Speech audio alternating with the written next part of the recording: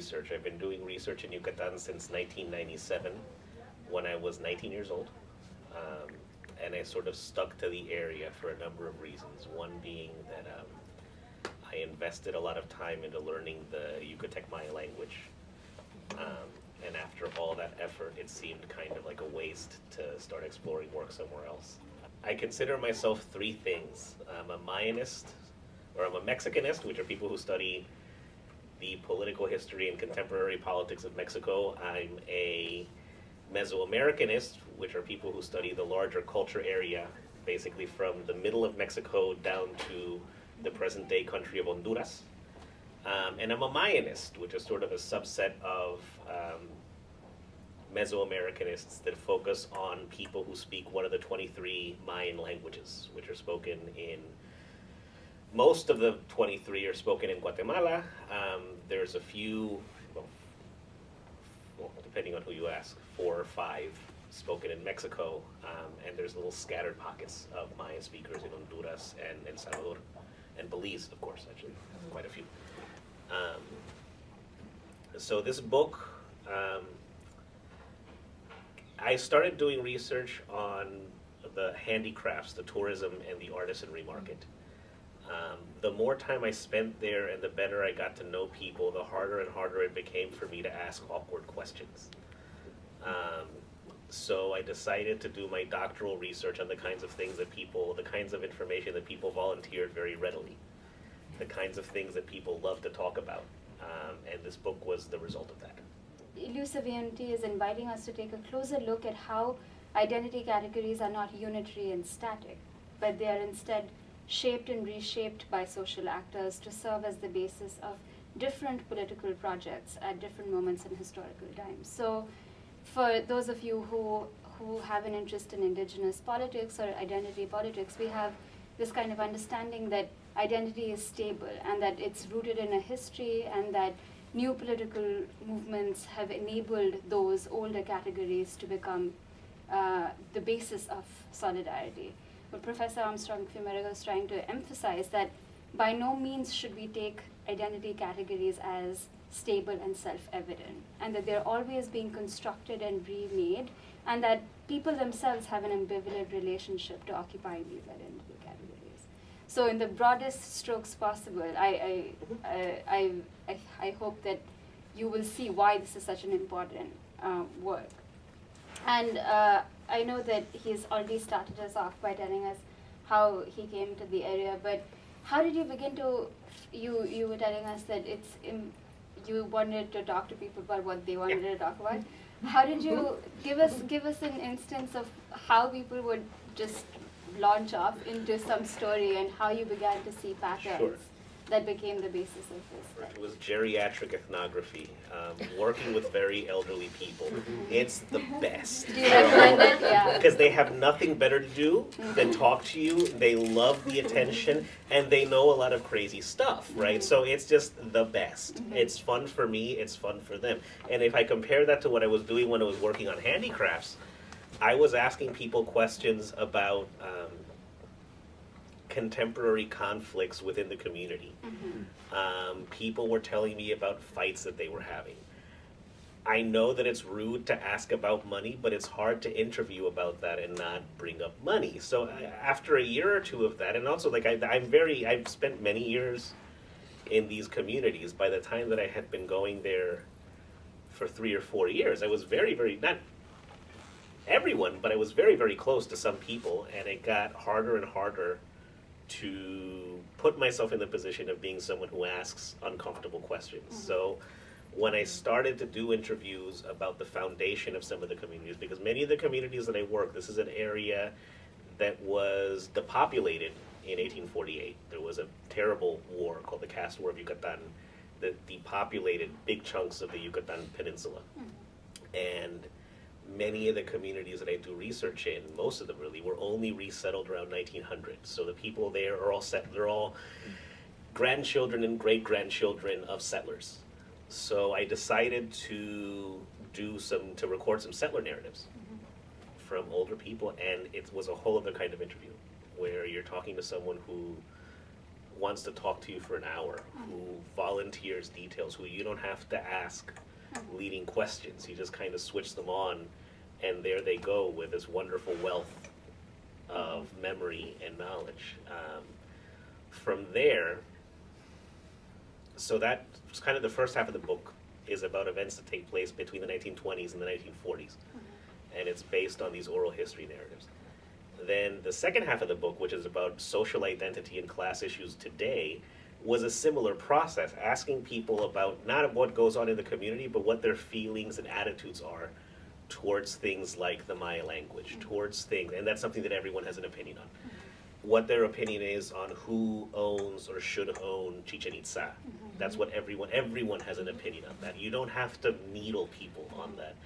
It makes for a lot richer, in my opinion, a lot richer ethnography.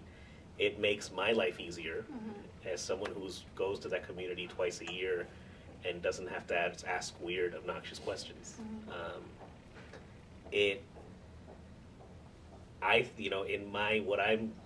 Was very emotionally attached to this book because it's sort of reading this just reminds me of a kind of interviewing where I suddenly made the transition, again in my early 20s, from being someone who had formed a project at Stanford and wanted to find information in a community to actually having a series of conversations that were much more informed by what the people themselves were, what were hot topics for them. I didn't see myself as someone, for example, who would be a scholar of heritage. I never found that literature especially interesting.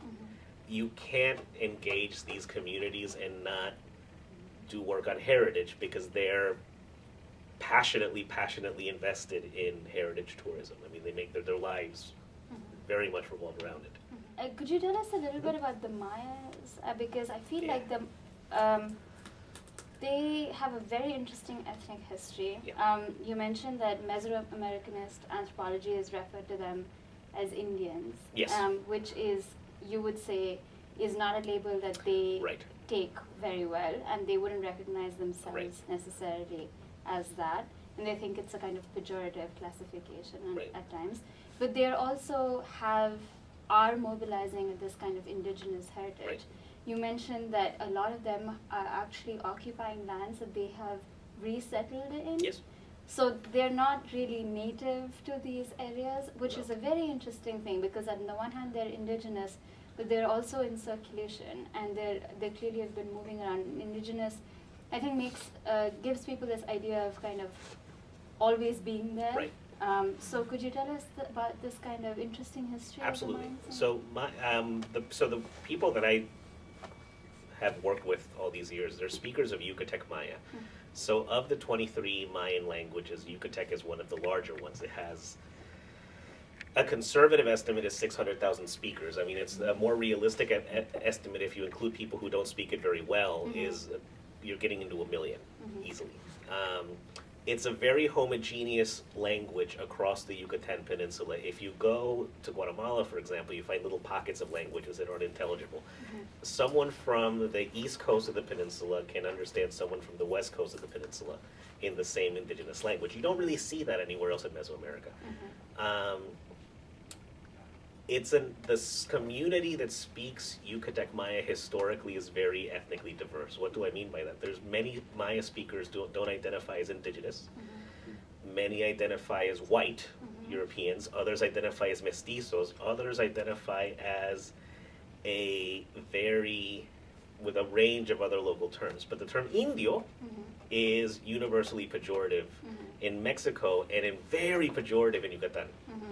So anthropological texts that refer to people as Mayan Indians, which they really did into the 70s and 80s, or Indios Mayas, are read as pejorative by Maya people. That said, there is a category emerging of people identifying as Maya, not Indios, not Indian, but as a Mayan person. But that has really began to develop as such in the last 3 decades. It's the people my age are really the first generation who from childhood were likely to see this as an identity term applied to them in their own communities. Other people always called them Maya, but within their communities, this really didn't become it's kind of a Generation X phenomenon.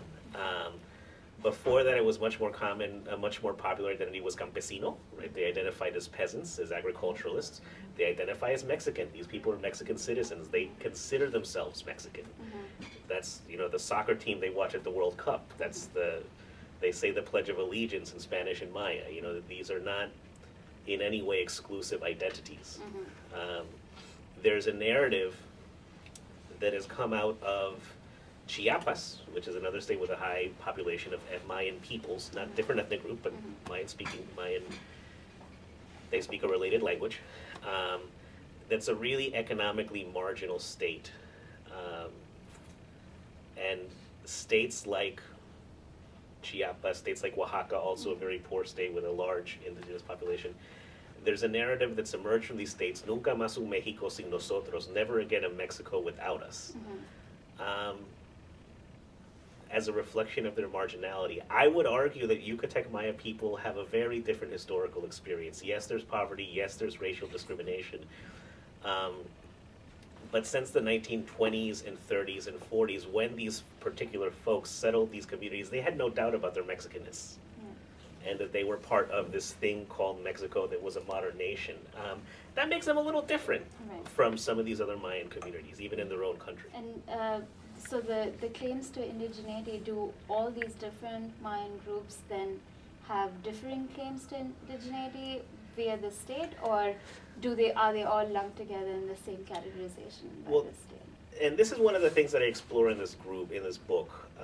And this is, I'm going to answer your question by contrasting indigenous identity to peasant identity.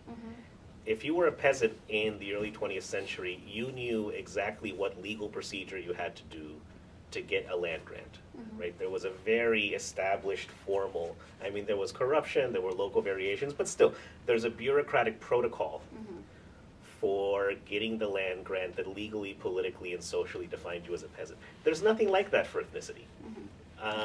There's a bunch of different ways to try to be Maya. There's nothing like a land grant that says, here, you're a Mexican peasant because you have titled land. There's no similar procedure for determining Mayanness.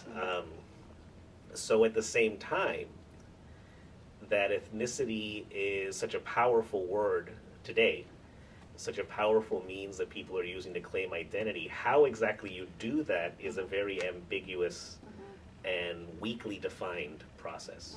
Not just in Yucatan, in all of Mexico, I would argue.